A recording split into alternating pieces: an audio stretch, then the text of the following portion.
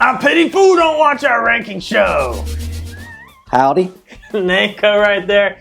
I'm Dustin / Mr. T. Welcome to our annual Halloween episode. Woo! Happy Halloween, everybody. All right, and now we're officially past the halfway point. Well, we're at the halfway point. Dang it. We'll be at the halfway point. We had a big debate last week about at what point are we at the halfway point. And yes, we are at the halfway point of the fantasy season. So this is rankings for week 9. Dustin, tell them about some quarterbacks, or just tell them about one quarterback. They don't want to hear about a bunch from you, because you always like to steal camera time, Mr. T. I do what I want. Number 5, Mr. Cam Newton. He's been good. He's been good again this year. And you got to be excited about the matchup against Tampa Bay. And I even get even more excited about it because Fitzmagic is back, which gives me a little bit more hope that this could turn out to be a big shootout. And Vegas agrees with an over-under of 54.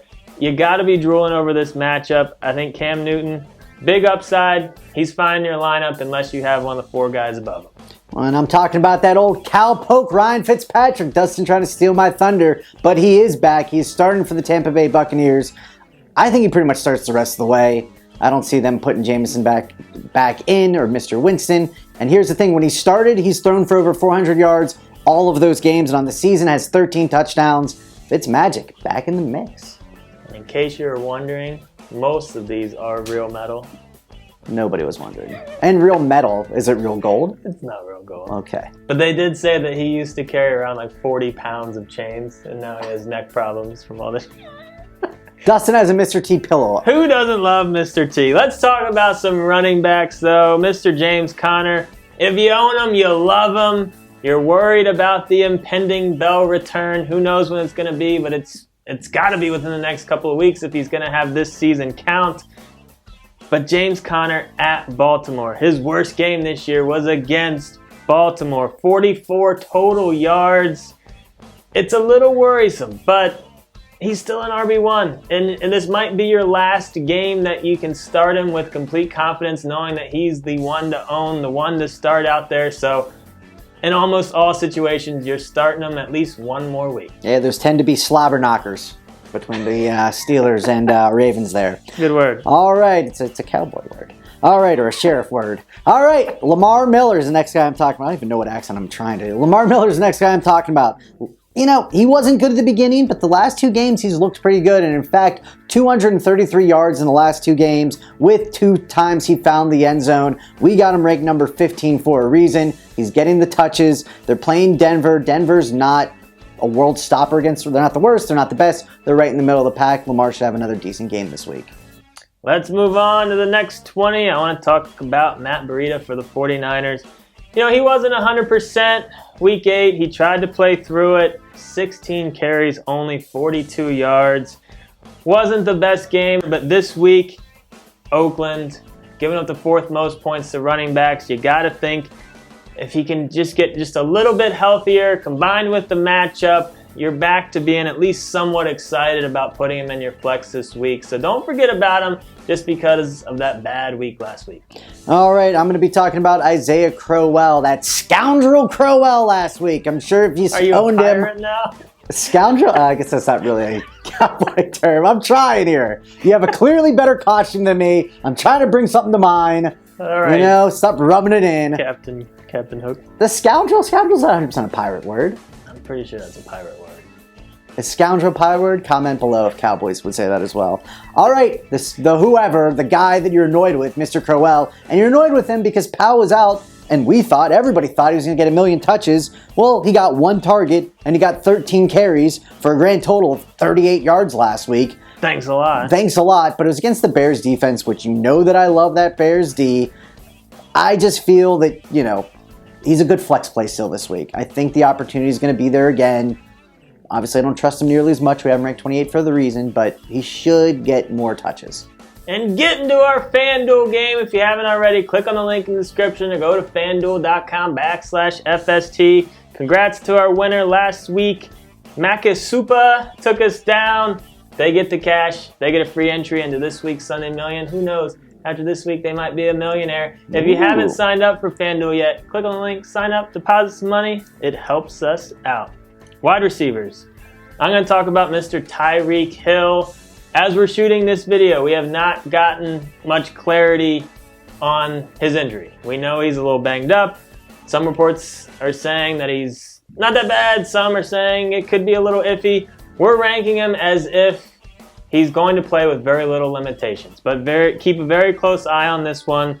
Depending on if he's going to play, if he's going to be limited, he might need to shoot down this list a decent amount. But we got him inside the top 10, assuming he's going to play and not be limited. So keep that one in mind. I want to talk about Robert Woods because every week somebody's asking me, should I start Robert Woods or like Jordy Nelson? Robert Woods is really good. He's had a great year. You love Robert Woods. I love Robert Woods. He's had 65 targets, 46 catches, almost 700 yards, and 3 touchdowns, and that Rams offense is dirty. So if you have Robert Woods, he is starting for your team. He's at least in your wide receiver 2 spot most likely. Woods is solid.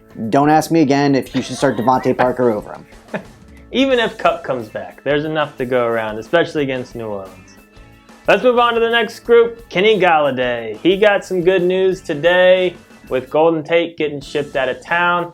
And Golladay had really fallen off the last couple of games. 3 catches for 49 yards was his total over the last 2 games. So this is obviously welcome news to all of the Golladay owners. It's not the easiest matchup against Minnesota, but you got to think he's going to get a few more targets. Yeah, but I think Rhodes will be on Jones, and he's got big play potential. I mean, you gotta get started and get excited about him. He's going to find most lineups this week, so that's having Tate out of there is big news for Golladay. The other trade that happened was Demaryius Thomas. He is now gone. He's playing the Houston Texans. No, He's on the Houston Texans. They're playing Denver. I got all confused, but they're playing Denver. But why do we have him ranked 36? Well, first of all, he hasn't been great this year. Second of all, he's not probably going to get a ton of snaps in the first week. So just kind of know that. Get excited, though. I had a couple people asking me, am I happy about this trade? Who would you rather have, Case Keenum throwing the ball or Watson throwing the ball? You're happy. But it might not be this week. It might be a couple weeks down the line that you're really happy.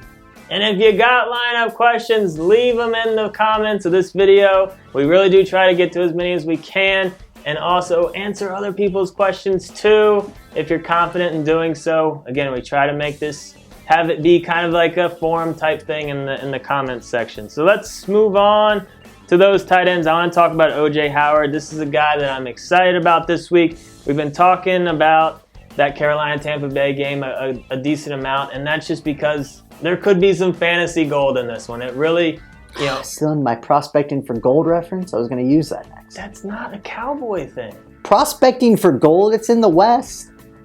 That's why they moved out West, dude, was to get the gold. I don't now know you're just hating. I don't know if it's a Cowboy thing. 100%, that's why they went West. It was the gold rush. But there's Cowboys all over the place. Not just out West. I'm an old sheriff. All right. God, I'll give you that one. So I like O.J. Howard in this one. Last 3 games, he's had at least 4 catches, at least 60 or more yards. He's been fine in the end zone. Even with the QB change, I still think Howard is still going to be a focal point. I like his upside. We got him inside the top 5 this week. If you're digging for gold, maybe Jordan Reed's the answer for you. And I know he hasn't been great this year, but last week he had 12 targets. And Alex Smith isn't really throwing the ball down the field, so it's kind of weird that Reed, who has been healthy all year, shockingly enough, knock on wood, if he continues to be healthy, you got to imagine that he'll be more involved in the game plan. I mean, he is a great tight end, like we always say, when healthy. He's been healthy. 12 targets last week. Could be good signs for him. I like Jordan Reed to have a breakout party soon. That whole time you were talking, I was trying to come up with another reason on how I could steal your thunder, and I totally didn't plan this. But guess what defense I'm talking about? The Dallas Cowboys at number 3 going against Tennessee. I really like playing defenses coming off their bye. Dallas is coming off their bye. They're at home. Prime time against Tennessee. Tennessee's offense hasn't been that great. And Dallas's D hasn't been all that amazing either, but I do think they're very safe pick up and play defense this week, or if you've already owned them, I think they're safe to deploy. We like them this week. We got them at number 3. Well, I'm going to talk about the Chiefs. Okay. It kind of works. Talking about the Kansas City Chiefs, and I know I've really hated them all year, and I've been like, oh, start all of your players against Chiefs. Chiefs D is terrible. But the last 2 weeks, they've been pretty good. They've had 7 sacks. They've had 3 turnovers. They've gotten into the end zone. So the defense is coming around a little bit. Baker Mayfield's still a rookie. Cleveland can still have some really bad games. So if you're in a pickle, if you would, and the Chiefs are available, which they probably are, they're not the worst plug-in and play this week. So that's our Halloween show. Did you get a chuckle out of any of the Cowboy stuff? I'm guessing no. I'm sad. I'm going to cry myself to sleep.